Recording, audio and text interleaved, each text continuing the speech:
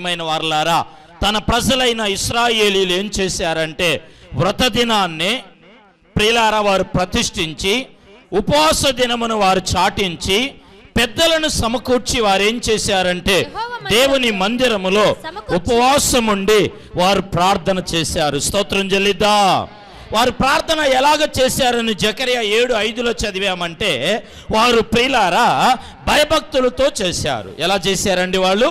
పాత నిబంధనలోనే కాదు కానీ కొత్త నిబంధనలో ఆది అపోస్తులు ప్రియులారా 13:2-3, 14 ప్రియులారా 20వ వాక్యములో వారు ఉపవాసం ఉండి వారు సేవ నిమిత్తమై, సంఘాల నిమిత్తమై, కుటుంబాల నిమిత్తమై వారు ప్రార్థన చేశారు. ప్రియమైన వారలారా, ఈ చివరి దినాల్లో, అంత్య దినాల్లో ఉన్న మనము ఉపవాసం ఉండి ప్రార్థన చేయాలి. దేశం కోసం, కుటుంబాల్లో రక్షణ లేని వారి కోసం, ప్రభుత్వాల కోసం, ప్రియులారా నలిగిపోతున్న ఆత్మల కోసము, సంఘాలలో ఉజ్జీవ కూటాలు, సంఘాల్లో స్వస్థత కూటాలు, సంఘాల్లో ప్రియులారా ఫలానా ఆశీర్వాదపు కూటాలు జరుపుతా మంచిదే, కానీ దేశం కోసము ఉపవాసం ఉండి ప్రార్థన చేసే కూటాలు, కూడికలు మనకు అవసరమై ఉన్నది. అలాంటి కూటాలు ప్రియులారా దేవుడు ఏం చేస్తాడంటే చూచి ఆశీర్వదించే దేవుడు. మనం ధ్యానించాము, హన్నా దేవుని మందిరమునకు వచ్చి ప్రియులారా ఉపవాసం ఉండి ఆమె ప్రార్థన చేసింది. ఆహారం మానేసి వెళ్ళేటప్పుడు ఆమె ఎలాగ వెళ్ళిందంటే క్షేమముతో వెళ్ళిందనే చెప్పాను, మీకు క్షేమము కలుగునుగా. కానీ ఏంటి ఆమెకు క్షేమం అంటే, ఒకటి నింద ఉన్నది ఆమె మీద, 2 ప్రియులారా ఆమెకు సంతానము లేరు, 3 ఆమె జీవితంలో సమాధానం కోల్పోయినది. మగ సంతానాన్ని ప్రియులారా ఆమె ఏం చేసిందంటే ప్రార్థన చేసి ఇంటికి వెళ్ళగా దేవుడు ఆమెను దర్శింపగా ఒక మగ సంతానాన్ని దేవుడు అనుగ్రహించాడు. ఆమెను చెప్దాం. ఈ 2 దినాల ఉపవాస కూటాలను ముగిస్తున్న మనం ప్రియులారా, కూడి ఉన్న దైవ సేవకులు సైతము కూడా దేవుడు ఏం చేయబోతున్నాడంటే, ఆయన ప్రియమైన వారలారా ఈ 2 దినాల అనంతరము దేవుడు మీరు అడిగి ప్రార్థన చేసినది ఆయన దర్శించి విడుదల ఇవ్వబోతున్నాడు. అలా విడుదల ఇస్తున్నందుకు చప్పట్లు కొట్టి గట్టిగా స్తోత్రాలు చెల్లిద్దాం. మీరు క్షేమముగా వెళ్ళబోతున్నారు. ఆమేన్ చెప్పండి. ఉపవాసం ఉన్న వ్యక్తి ప్రభు అయిన యేసుక్రీస్తు వారిని గూర్చి ప్రియులారా నేను కొన్ని మాటలు చెప్పబోతున్నాను. యేసుక్రీస్తు వారు కూడా ఉపవాసం ఉండి ఆయన 40 పగళ్ళు 40 రాత్రులు ఆయన కొండ మీద అరణ్యములు ప్రియులారా ఏకాంతంగా ప్రార్థన చేయగా, ప్రార్థన ముగిసిన వెంటనే ఆయనకి ప్రతిఫలం కలగాలి. కానీ సాతానుడి వల్ల ఏం కలిగిందంటే శోధన కలిగింది. కొన్ని సందర్భాల్లో మనకు శోధన కలుగుతుంది, అపజయాలు కలుగుతాయి, కీడు నష్టాలు వస్తాయి. ఉపవాసాలుండి ప్రార్థన చేస్తుండగా, భక్తి జీవితంలో యథార్థంగా కొనసాగుతుండగా యేసు ప్రభు వారి దగ్గరికే సాతానుడు వచ్చి ఏం చేశాడంటే 3 విధాలుగా శోధించాడు ప్రియులారా. అయితే యేసు ఏం చేశాడంటే దేవుని వాక్యములో మత్తయి సువార్త 4:2 చదవండి. 40 దినములు 40 రాత్రులు ఉపవాసం ఉండిన పిమ్మట ఆయన ఆకలి కొనగా ఆ శోధకుడు ఆయన ఎద్దకు వచ్చి నీవు దేవుని కుమారుడు అయితే రాళ్లను రొట్టెలుగా చేసుకోమని శోధకుడు ఏం చేశాడంటే శోధించాడు. ఏందండి? ఉపవాసం ఉన్న వ్యక్తికి విజయం కలగాలి, జయం కలగాలి. ఉపవాసమున్న ప్రభు అయిన యేసుక్రీస్తు వారి ప్రియులారా మరి గంతులు వేస్తూ రావాలి. కానీ శోధకుడు యేసు ప్రభు వారి దగ్గరికి వచ్చి శోధించాడు. ఒకవేళ భక్తిలో యథార్థంగా బలపడి ప్రియులారా ఉపవాసాలతో దేవునికి కానుకలు ఇస్తూ భక్తి జీవితంలో కొనసాగుతున్న మీ జీవితాలలో శోధకుడు శోధించి మిమ్మల్ని బలహీనపరుస్తూ ఉన్నాడేమో, అది మీ ఆశీర్వాదానికి సూచన, మేలుకు సూచన, అద్భుతానికి సూచన ఉన్నది. ఇప్పుడు చూద్దాం. యేసు ప్రియులారా ఉపవాసం ఉండగా దేవుని వాక్యములో 4వ అధ్యాయము 10వ వచనాన్ని మనం చదువుదామా? యేసు వానితో సాతానా పొమ్ము ఎదిరించాడు, వాదించాడు. ఉపవాసం ఉండి ప్రార్థిస్తున్న మనం, యథార్థంగా ఉన్న మనము ప్రియులారా నమ్మకంగా కొనసాగుతున్న మన జీవితాల్లో మనం ఏం చేయాలంటే సాతానుడిని ఎదిరియాలి, సాతానుడిని పారదోరాలి. బైబిల్లో చూచినప్పుడు మీ విరోధి అయిన సాతానుడు ఎవరిని మృంగుదుమని గర్జించు సింహము వలె వారు తిరుగుతున్నాడు. మనం చేయాల్సింది ఏంటంటే వాడు అరుపులకి వాడి మెరుపులకి ప్రియులారా భయపడి పారిపోకూడదు, కానీ వాడిని మనం ఎదుర్కోవాలి. ఆమేన్ చెప్పండి. వాడిని మనం ఓడియాలి. స్తోత్రం చెప్పండి. మనం ప్రియులారా ధైర్యంగా నిలబడాలి. చప్పలు కొట్టి గట్టిగా దేవుని నామాన్ని మహింపరుద్దాం. ప్రియులారా, మరి గొల్యాతు ఉరుములు మెరుపులతో వస్తున్నప్పుడు దావీదు పారిపోలేదు గాని, తల వంచుకోలేదు గాని, వాడిని ఎదుర్కోవటానికి ఏం చేశాడంటే ముందుకు పరిగెత్తాడంట. ఆమేన్ చెప్పండి. ఈ 2 దినాల కోటాల్లో మీరు ఎదుర్కోండి, ఉపవాసం ఉండి. దేవుడి ప్రియులారా, మరి యేసుక్రీస్తు వారు ఎదుర్కొన్నప్పుడు దేవుని వాక్యములో అతనికి ఏమి కలిగిందంటే మత్తయి సువార్త 4వ అధ్యాయము 11లో మనం చదువుతామండి. అపవాది ఆయనను విడిచిపోగా ఇదిగో దేవదూతలు వచ్చి ఆయనకు పరిచర్య చేశారంట. ఆమేన్ చెప్పండి. ఏమండి, శోధకుడు శోధిస్తున్నప్పుడు, సాతానుడు పైకి వస్తున్నప్పుడు యేసు ప్రభు వారిని తండ్రి విడిచిపెట్టలేదు. దేవదూతలు వచ్చి ఏం చేశారంటే పరిచర్య. హెబ్రీ గ్రీకు బైబిల్ పదముల ప్రియులారా ఏమన్నారంటే దేవదూతలు వచ్చి పరిచర్య చేయటము. లూకా భక్తుడు రాస్తాడు 22వ అధ్యాయములో 43వ వచనం చదువుతారా? అప్పుడు పరలోకములో నుండి ఒక దూత ఆయనకు కనబడి ఆయనను బలపరచును. ఆమేన్ చెప్పండి. అందరూ ఉజ్జీవంగా ఉందాం. స్తోత్రం చెప్పండి ప్రియులారా. ఉపవాస ప్రార్థన అంటే ఏదో నీరసంగా తలవలో వంచేసి ఏమండి ఏదో సోలిపోయినట్లుగా సోకిపోయినట్లుగా నీరసంగా ఉన్నట్లు కాదండి. మరి మోషే ఉపవాసం ఉండి కొండ మీద నుండి వచ్చేటప్పుడు అతని ముఖము ప్రకాశమానముగా ఉన్నదంట. స్తోత్రం. ఉజ్జీవంగా ఉన్నాడు. గట్టిగా స్తోత్రం చెల్లిద్దామండి. ఈ మందిరములో దేవుని ప్రసన్నత, దేవుని శక్తి ఉన్నది. ఈరోజు మనం ఉజ్జీవంగా వెళ్ళబోతూ ఉన్నాం. స్తోత్రం గట్టిగా చెల్లిద్దామండి. అయితే ఆయనకు పరిచర్య చేసిరి. ఉపవాసం ఉంటున్న మీకు, కన్నీరు కారుస్తున్న మీకు, వేదనతో రోదనతో ఉన్న మీతో ప్రియులారా, బలహీనంగా సమస్యలతో నలిగిపోయి వచ్చిన మీకు ఆయన తన దూత పరివారు చేత పరిచర్య చేయించబోతూ ఉన్నాడు. పరిచర్య అనగా లూకా 22:43లో దేవదూతలు ప్రియులారా బలపరచరి. ఈరోజు నువ్వు దేనిలో బలహీనంగా ఉన్నావో ఈ ఉపవాస కూటములో బలపరచబడి మనం వెళ్ళబోతున్నాం. ఆమేన్ చెప్దామండి. నాతోటి దైవ సేవకులు ప్రియులారా బలపరచబడి వెళ్ళబోతూ ఉన్నారు.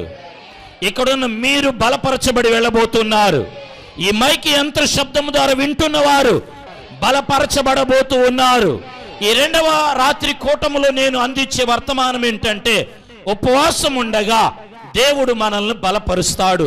చూద్దాం బైబిల్లో 3 విధాల బలపరచబడే విధానాన్ని, 3 విధాల ఆశీర్వాదాలను, 3 విధాల కార్యాలు యేసు ఉపవాసం ఉండగా సాతానుడు శోధించాడు.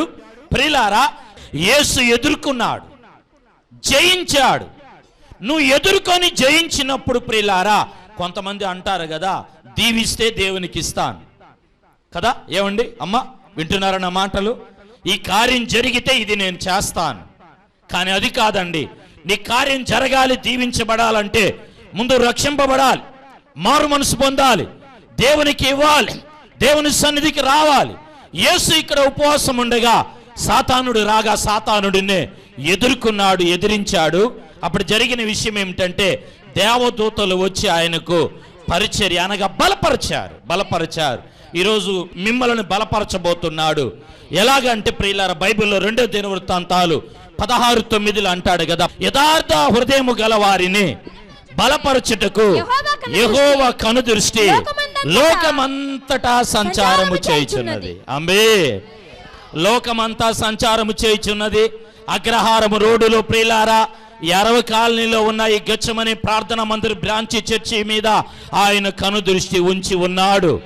ఈ మందిరములో ఉన్న మీ మీద కనుదృష్టి ఉంచుతూ ఉన్నాడు.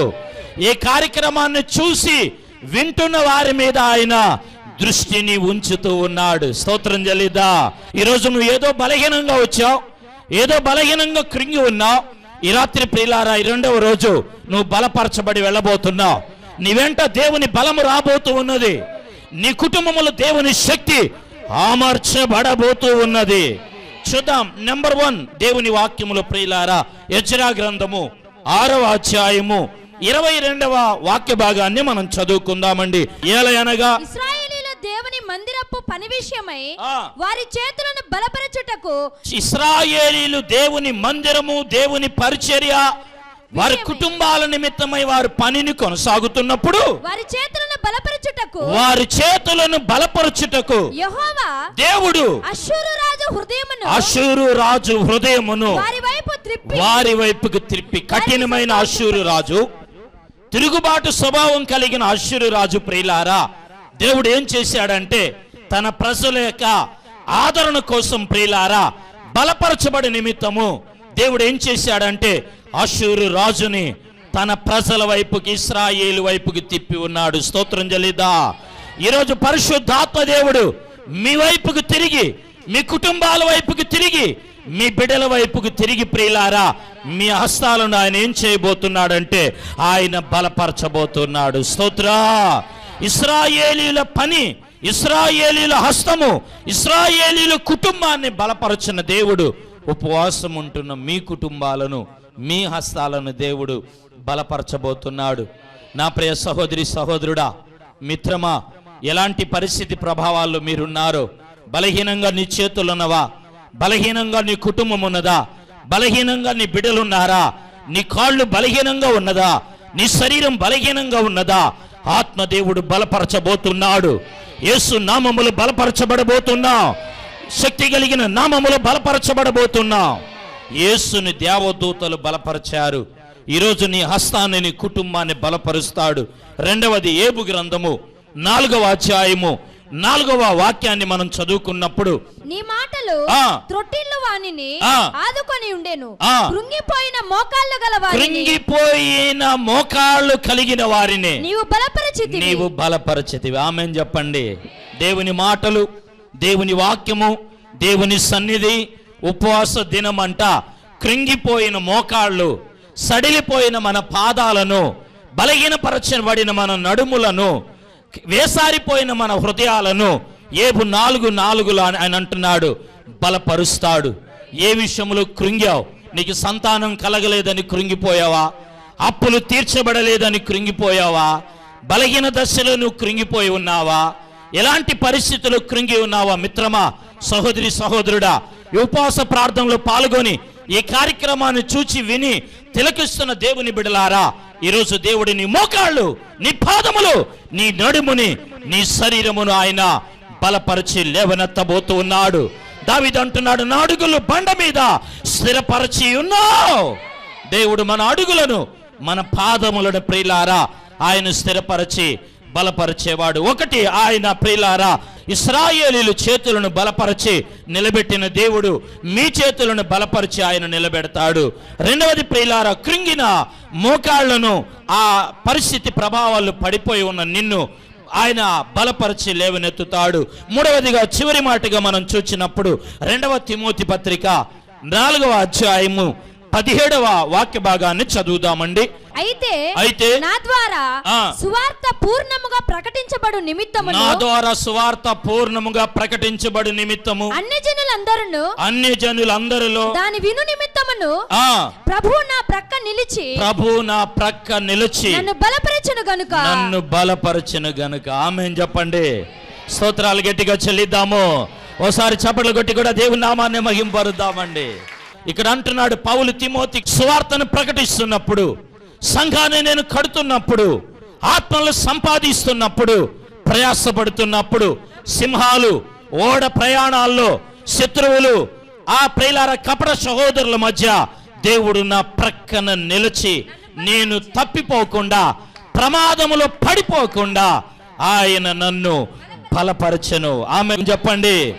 ఏదో ప్రమాదములో పౌలు లాగను చిక్కబడి ఉన్నావు. ఏదో ప్రమాదం నీ కుటుంబం మీద ఉన్నది, ఏదో ప్రమాదము మీ బిడ్డల మీద ఉన్నది, ఏదో ప్రమాదము వస్తుందని నువ్వు భయపడుతున్నావు. ప్రభు ఆత్మ నీ పక్కన ఉన్నది, దేవుని వాక్యం మీ మధ్య ఉన్నది, పరిశుద్ధాత్మ దేవుడు మన మధ్య ఉన్నాడు. ప్రియులారా, పౌలు ప్రక్కన నిలబడి బలపరిచిన దేవుడు ఈ ఉపవాస కూటంలో నీ ప్రక్కన నిలబడి నిన్ను బలపరుస్తున్నాడు.